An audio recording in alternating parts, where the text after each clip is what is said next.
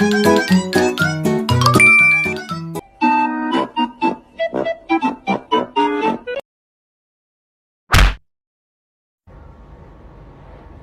nih? Apa nih? Apa nih? Sabar. You didn't have to cut me off. Like I can never know we were nothing. I don't even need your love. You treat me like a stranger and I feel so loved. Pengertian teori secara umum. Teori adalah sebuah konsep yang mengindikasikan adanya hubungan di antara konsep-konsep tersebut yang membantu kita memahami sebuah fenomena.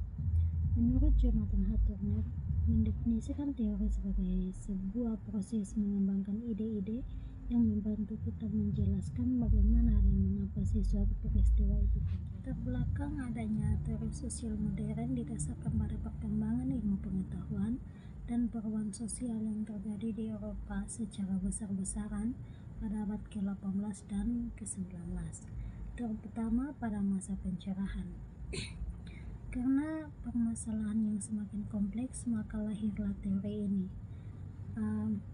Para pemikir teori ini yaitu Karl Marx, Emil Durkheim, Max Weber, George Simmel, Herbert Spencer, Falcon Pearson, J. Wayne Mills, George Herbert Mead, Antonio Gramsci, Jürgen Habermas, Immanuel Wallerstein, dan Michael Foucault. Teori sosial Amerika pada abad ke-20 itu yang pertama adalah Falcon Pearson. Dia adalah seorang sosiolog Amerika yang melihat masyarakat sebagai sistem yang kompleks dan terintegrasi, di mana struktur sosial dan fungsi sosial saling terkait erat. Teori fungsionalisme struktural memandang masyarakat sebagai sistem kompleks yang terdiri dari beberapa lapisan yang saling berinteraksi. Pearson berpendapat bahwa masyarakat adalah sebuah sistem yang terdiri dari berbagai bagian yang saling berhubungan dan bergantung satu sama lain. Pearson menggunakan konsep agil untuk menggambarkan bagaimana struktur sosial dan fungsi sosial saling berinteraksi dalam masyarakat. Kemudian itu ada Herbert Blumer. Ia menciptakan istilah interaksionisme simbolik dan menekankan individu bertindak berdasarkan makna yang mereka berikan pada sesuatu. Makna-makna tersebut diciptakan dan dimodifikasi melalui interaksi sosial. Proses interpretasi adalah inti dari kehidupan sosial. Teori fungsionalisme itu dari Robert K. Merton. Teori fungsionalisme Merton berkembang dari gagasan bahwa setiap bagian dari masyarakat memiliki fungsi yang berkontribusi pada keteraturan sosial. Merton juga memperkenalkan konsep fungsi laten yang merupakan fungsi tidak langsung atau tersembunyi dari suatu tindakan sosial. Teori anomi Merton menjelaskan bahwa ketegangan muncul ketika ada ketidakcocokan antara tujuan yang diakui secara sosial seperti kesuksesan ekonomi dan cara-cara yang sah untuk mencapai. Berikut adalah teori konflik dari Randall Collins. Konflik menurut Collins merupakan proses sentral dalam kehidupan sosial, sehingga dirinya mengatakan bahwa perhatiannya pada teori konflik sifatnya tidak ideologis. Maksudnya adalah bahwa Collins tidak mengawali pandangannya bahwa konflik itu baik atau buruk. Alasannya adalah dirinya memilih konflik sebagai fokus berdasarkan landasan yang realistis. Collins mendekati konflik dari sudut pandang individu atau mikro, karena menurutnya akar teoritisnya terletak dalam fenomenologi dan etnometodologi. Namun meskipun Collins menganalisis teori pada tingkat individual dan berskala kecil, dirinya pun menyadari bahwa sosiologi tidak hanya menganalisis tingkat mikro saja, tetapi makro juga. Hal ini dikarenakan bahwa teori konflik tidak akan berhasil jika tanpa analisis tingkat masyarakat. Kemudian itu ada Talcott Parsons. Talcott Parsons adalah seorang sosiolog yang cukup terkenal dengan pemikiran-pemikirannya. Ia melihat masyarakat sebagai sistem yang kompleks, terintegrasi, di mana struktur sosial dan fungsi sosial saling terkait erat. Teori fungsionalisme struktural memandang masyarakat sebagai sistem kompleks yang terdiri dari beberapa lapisan yang saling berinteraksi. Bergson berpendapat bahwa masyarakat adalah sebuah sistem yang terdiri dari berbagai bagian yang saling berhubungan dan bergantung satu sama lain. Ini merupakan kemampuan masyarakat untuk berinteraksi dengan lingkungan yang ada dan alam sekitarnya.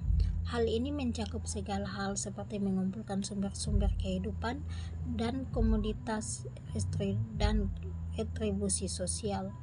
Kemudian itu ada goal attainment. Ini merupakan kecakapan untuk mengatur dan menyusun tujuan-tujuan masa depan dan membuat keputusan yang sesuai dengan tujuan tersebut. Pemecahan permasalahan politik dan sasaran sosial adalah bagian dari kebutuhan ini. Kemudian itu ada integration, adalah harmonisasi keseluruhan anggota sistem sosial setelah sebuah general agreement mengenai nilai-nilai atau norma-norma pada masyarakat telah ditetapkan. Disinilah peran nilai tersebut sebagai pengintegrasian sebuah sistem sosial.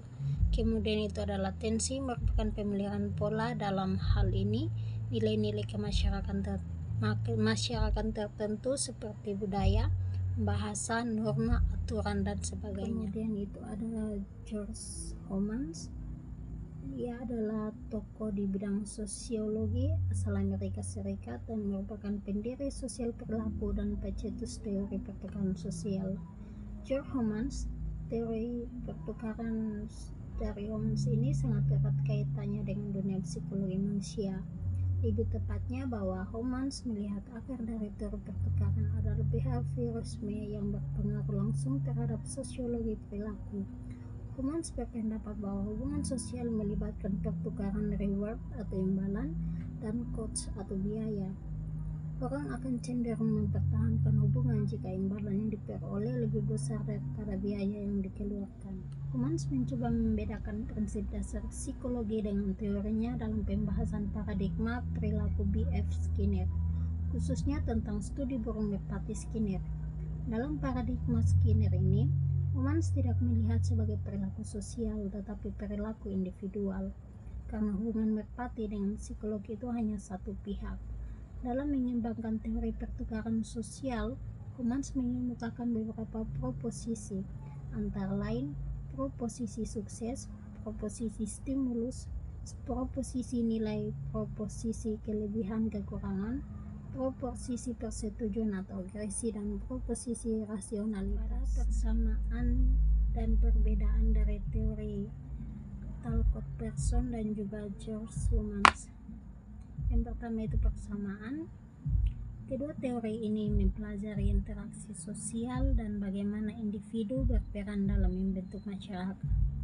Pearson menyoroti sistem sosial secara makro, sedangkan Homans lebih berfokus pada interaksi individu secara mikro. Keduanya merupakan tokoh penting dalam teori sosiologi.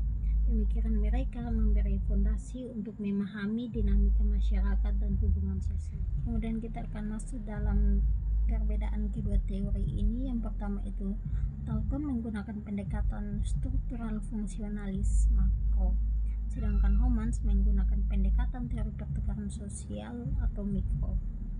Talcott memandang masyarakat sebagai sistem yang terorganisasi dengan setiap bagian memiliki fungsi tertentu, sedangkan Homans melihat hubungan sosial sebagai proses pertukaran sumber daya atau imbalan yang melibatkan pengorbanan dan keuntungan.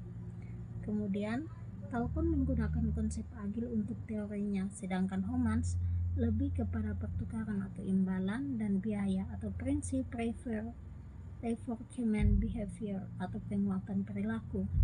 Kemudian itu ada pemikiran Talcott dipengaruhi oleh Emil Durkheim dan juga Max Weber, sedangkan pemikiran Homans dipengaruhi oleh psikologi behaviorisme, terutama B.F. Skinner.